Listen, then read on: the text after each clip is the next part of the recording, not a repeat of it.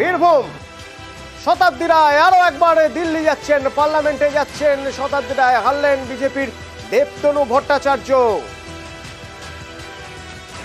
শেষ বেলায় প্রার্থী বদল, সেটাই ফ্যাক্টর হয়ে দাঁড়ালো কি বিজেপির ক্ষেত্রে?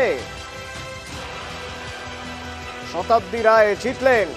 আজ সকালেও শতাব্দী রায় অভিযোগ করছিলেন যে নির্দল এজেন্টদের কিনে নিয়েছে বিজেপি, তা না হলে সবার কবজিতে গেরুয়া ব্যান্ড থাকে কি করে।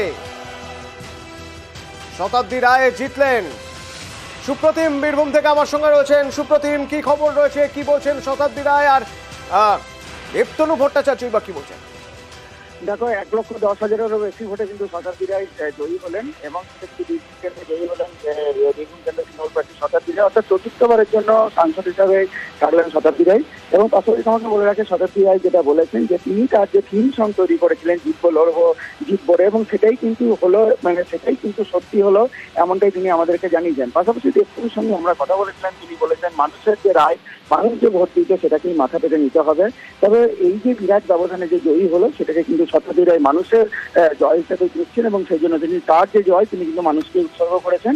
এবং ইতিমধ্যেই কিন্তু তৃণমূলের যে দলীয় কার্যালয় সেখানে কিন্তু আবির খেলা শুরু হয়ে গেছে। তো শতাব্দী রায় কিন্তু চতুর্থবারের জন্য সাংসদ হিসাবে দিল্লি যাচ্ছেন।